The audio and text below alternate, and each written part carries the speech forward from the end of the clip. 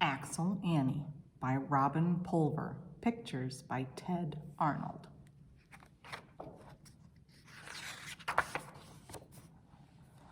In the town of Burskyville, the luckiest kids rode on Axel Annie's school bus. Axel Annie did magic tricks. She told jokes and sang silly songs. The kids couldn't wait to see her every morning and hear her cheerful call, "Get up on these steps before I leave without you."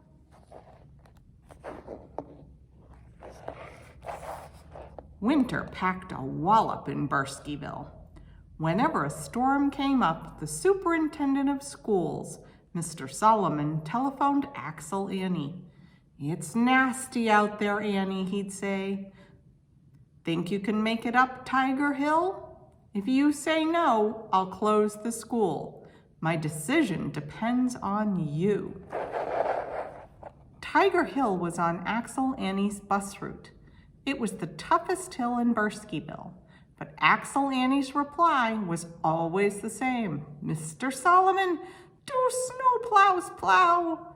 Do tow trucks tow? Our school bus is yellow? Of course I can make it up Tiger Hill." And she always did. That's why the schools in Burskyville never had a snow day.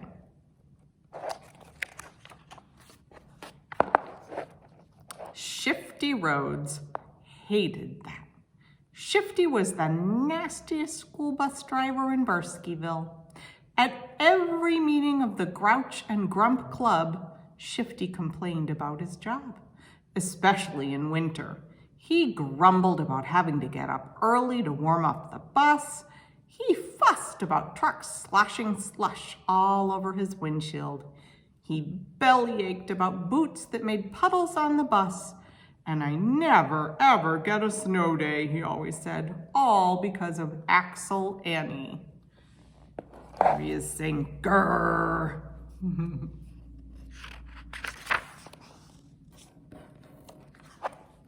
One rip-roaring winter morning, Axel Annie's phone rang. "It's a blizzard out there, Annie," the superintendent said. "Think you can make it up Tiger Hill? If you say no, I'll close the schools. My decision depends on you." "Mr. Solomon," Axel Annie replied, "do snowplows plow?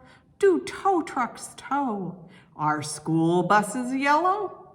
Of course I can make it up Tiger Hill." Look at how windy and snowy it is.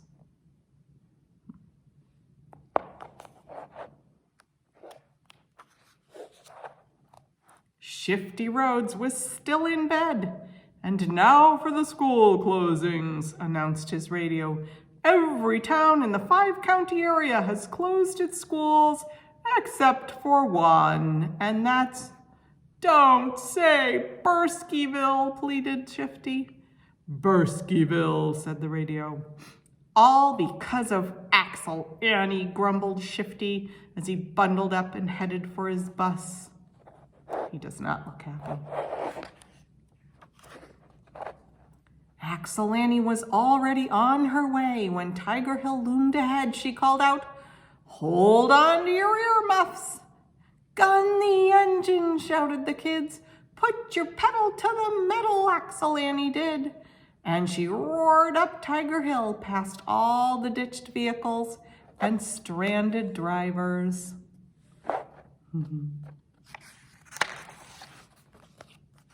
At the top, she stopped as usual, and she called back to the snowbound drivers, "Get up on these steps before I leave without you." And they rode along with the kids to school, where they telephoned for tow trucks to pull their cars out of the snow.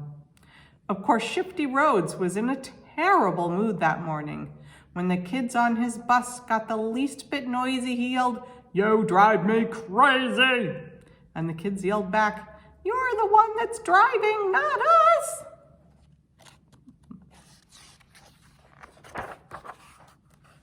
Shifty was still mad when he ventured out that night to the Grouch and Grump Club.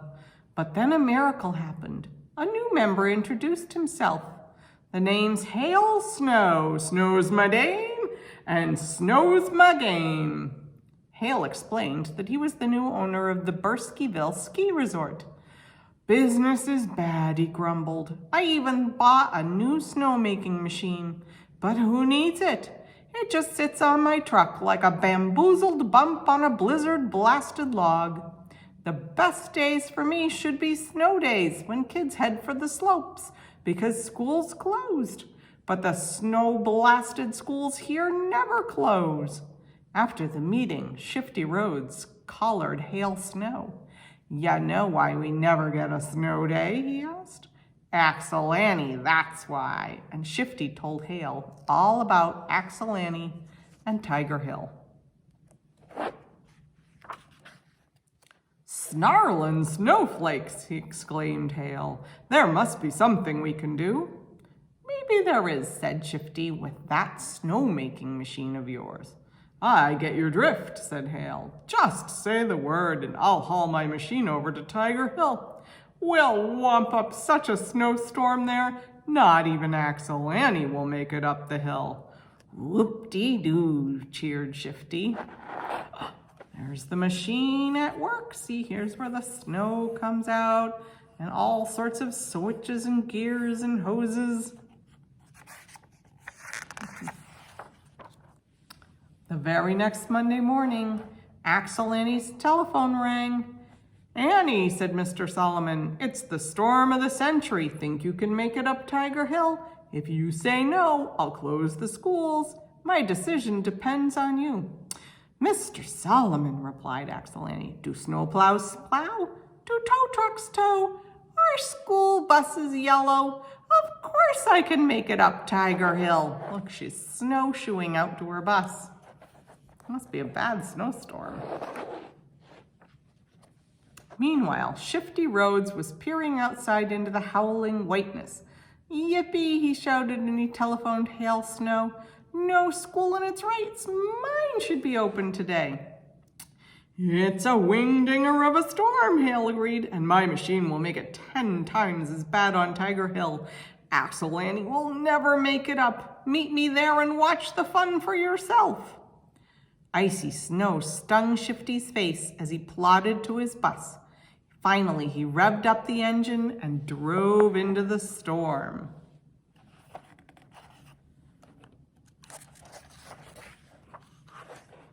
Shifty's bus slithered and slid its way to Tiger Hill. Suddenly, Shifty caught sight of something in the road. He leaned on the brakes, but the bus skidded and bucked and plowed right into whatever it was. "Well, sled bustin' snowflakes, Shifty," hollered Hail Snow. "You clobbered my snowmaking machine." Shifty apologized, but he didn't feel too bad. Hale's snow machine had turned Tiger Hill into a monstrous mountain of swirling snow. Oh, look at all the stuck cars all over the hill.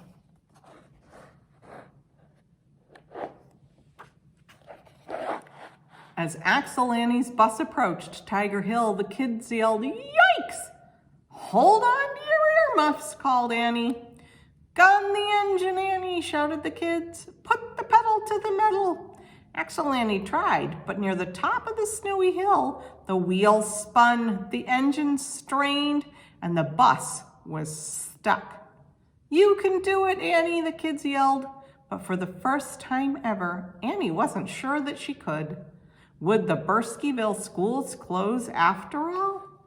Then suddenly, the bus seemed to sprout wings. Slowly and gently, it glided up, up, up to the top of the hill.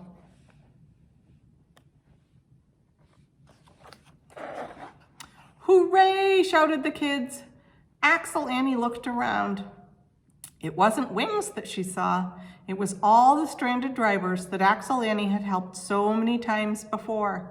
"Thanks a million," shouted Annie. "Now get up on these steps before I leave without you." Then Annie looked again and saw 2 snowmen trudging up the hill, Shifty Rhodes and Hail Snow.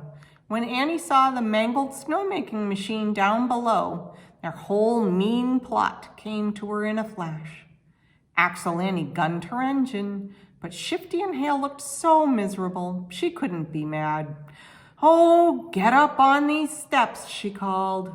"Before we leave without you," yelled the kids. Shifty Rhodes had to pay all the money in his piggy bank to fix his school bus and the snowmaking machine. Then he skedaddled out of town and got a job on a cruise ship. Hale Snow was sorry he'd ever gotten mixed up with Shifty Rhodes. He thought Axel Annie was one humdinger of a woman. In fact, his business doubled when he named a new ski slope after her. Axel Annie Slope. Whenever kids headed for that steep, scary slope, they asked each other, "Think we can make it down okay?" The answer was always the same. "Do snow plows plow? Do tow trucks tow? Our school bus is yellow. Of course we can make it down Axel Annie Slope." And they usually did. Oop, except this one poor fellow. The end. So for the snowman art project, from home you're going to need a plate to scoop your paints out onto. We're going to mix the blue and white to make different shades of blue. You'll need masking tape, or you could use Scotch tape, although that might leave a mark. And you're going to need, at this point, your 3 different circles. So where you want your snowman, you're going to make a loop of the tape, put it on one side, and tape his biggest piece down on the bottom.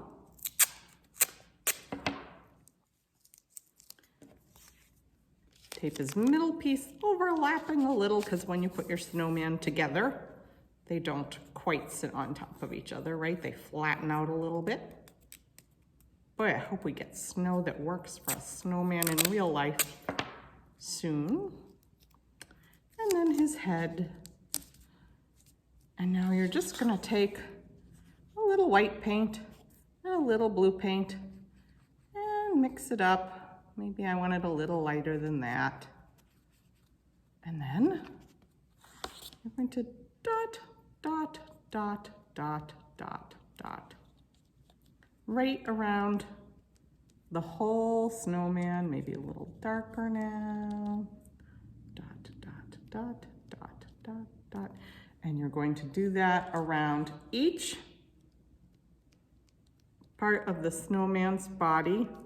You want to go pretty frequent dots around the snowman's body, even though as you spread out on the page, you're going to put them further apart, just so that you really get the outline of the snowman when you lift away the circles. When we're done painting, we're going to lift away the circles to reveal a spot that's not covered. All right, and now we're going to move into the rest of our paper, and we're just going to randomly dot like we're making snowflakes all around our paper.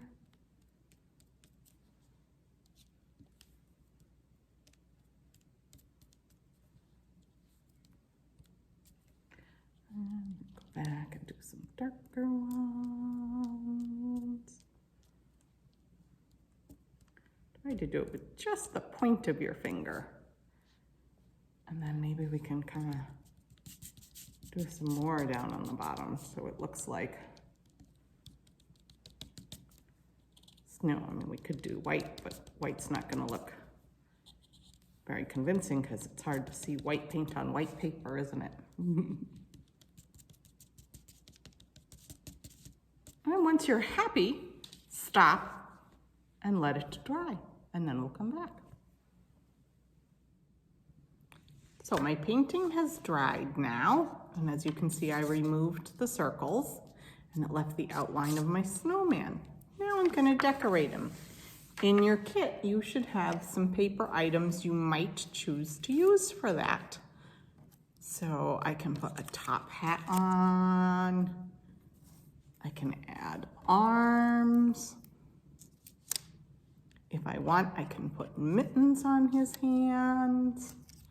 He can wear a scarf. Of course, he's got to have a carrot nose, 2 eyes.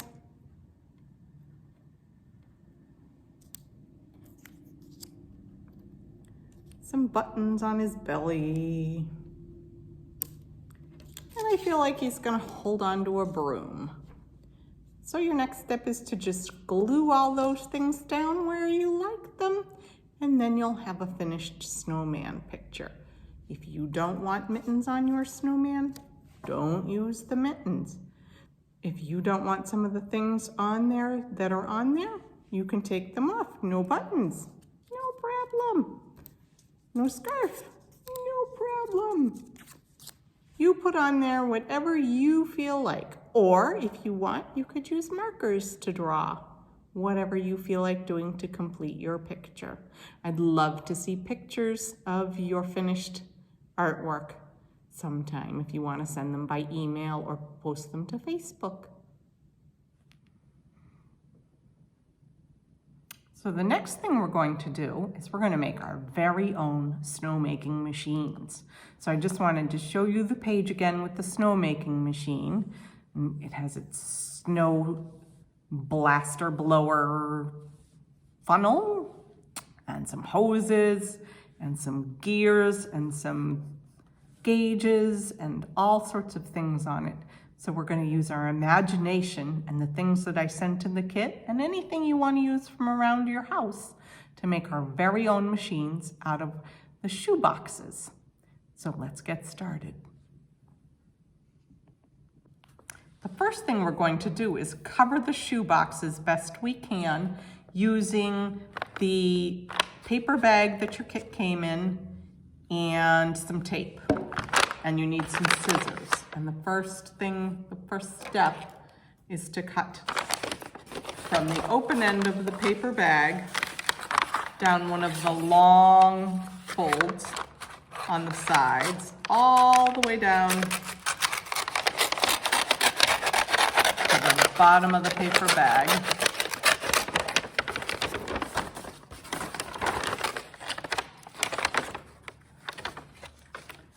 And then you want to cut across the short edge.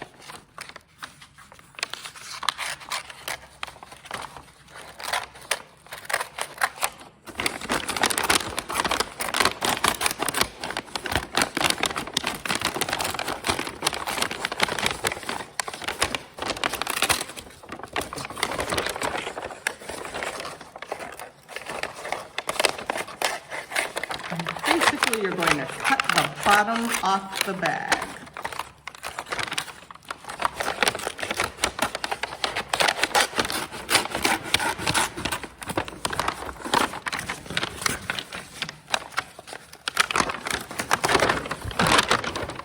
Now you have a big piece of paper, and you want to put it so that the printed side of the bag is up. That way that won't show when we wrap our box. So this part will be a little bit different depending on how big your box is. If you have one of the larger shoe boxes, you want to place it so the long way goes down your bag. If you have a smaller one like I'm using, you can place it so the long way goes up and down. And you're just gonna fold it up around and tape it in place. This way we don't see all the printing on the shoebox. And then fold it over the top and cut it so the paper overlaps a little bit. This doesn't have to be super tidy. And tape that. It's kind of like wrapping a present if you've ever wrapped a present before.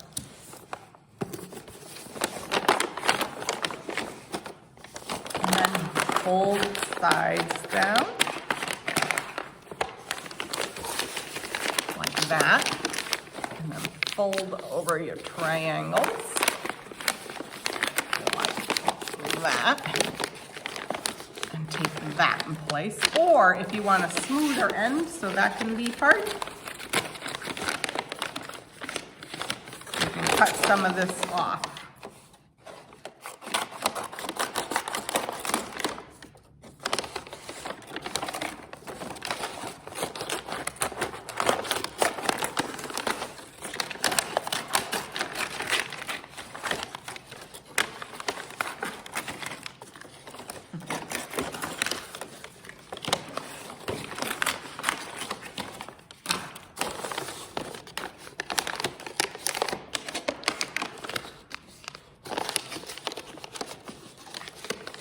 And then you get a somewhat smoother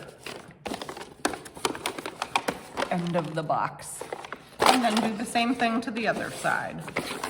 I'm going to trim all the way around.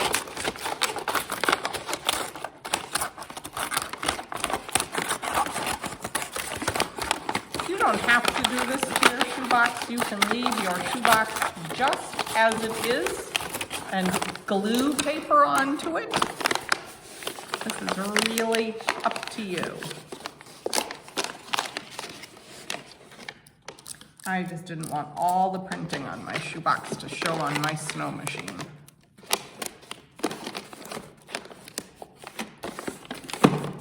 So now my shoebox is ready to turn into a snow machine. So the next step is to glue some things on to decorate my snow machine. So in your kit, you have some construction paper, you have some pipe cleaners. Oop, there goes my orange pipe cleaner.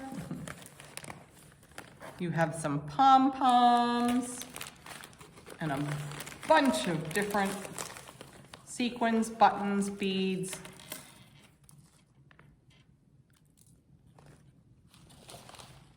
So you can use all of those things and markers and glue and or tape to decorate. I thought I would draw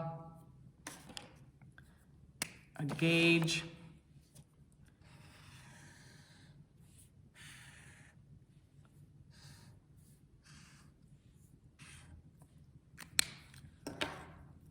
And I would have a red, like it's getting too hot or too cold. Not really sure what the style is going to tell me.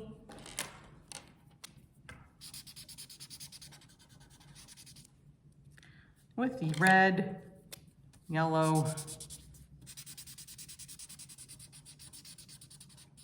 green, and blue, like the blue cold signal in the car when the car engine hasn't warmed up yet. And I'm gonna glue that. First I'm gonna cut it out.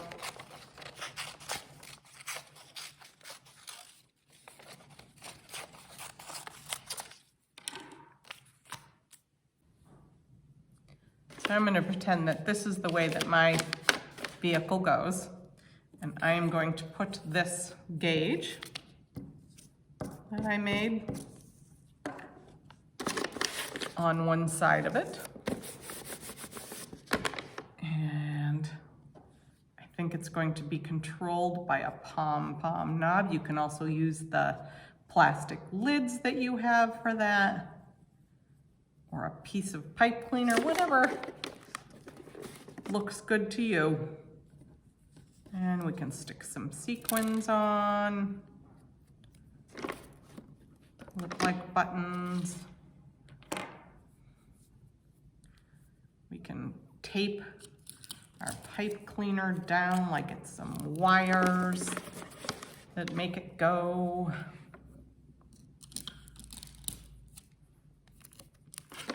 And you're probably going to want to keep decorating that for a while.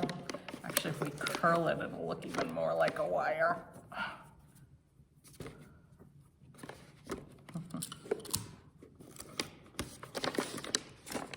So you get the idea. You're going to decorate it any way you like to look like a machine. And then we're going to do the snow making when you're done with that. So why don't you pause the video and finish decorating your machine and then come back when you're ready to turn it into a snow maker. Hang on.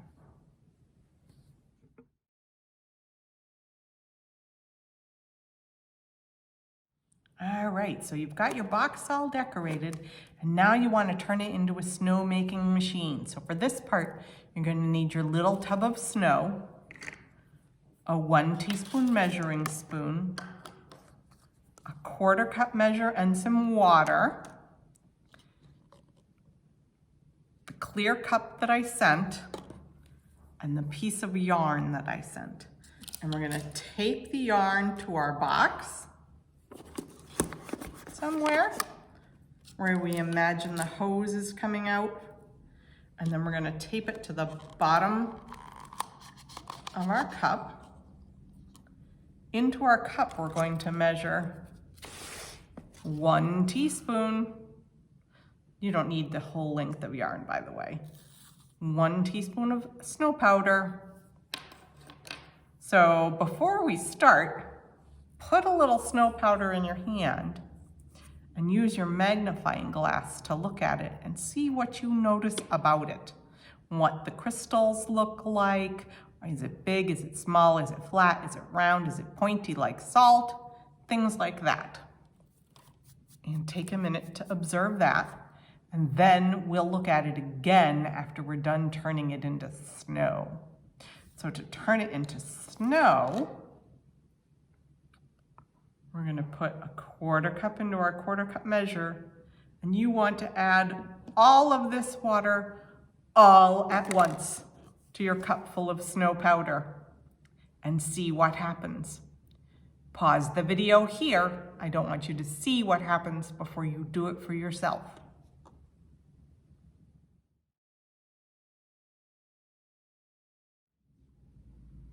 Okay, so now I'm going to do it so mine is also snow.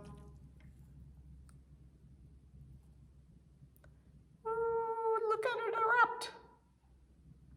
So very cool. You made your own snowmaking machine.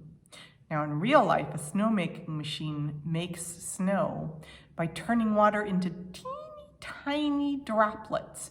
And if the air is cold enough, it'll turn into snow. It forms ice crystals. Sometimes they add something to the water that'll help it crystallize. In nature, that's dirt in the air, but they can also add little tiny particles that will help.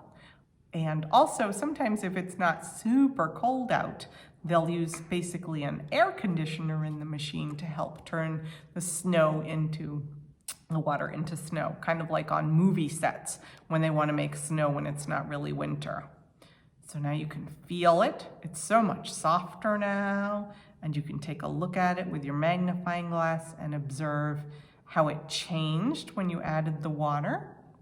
Another experiment you can do for fun is keep adding water a tablespoon at a time until you know how much water it can absorb. It can keep absorbing a lot of water, but eventually the water will stay in the bottom of the bowl and not in the snow.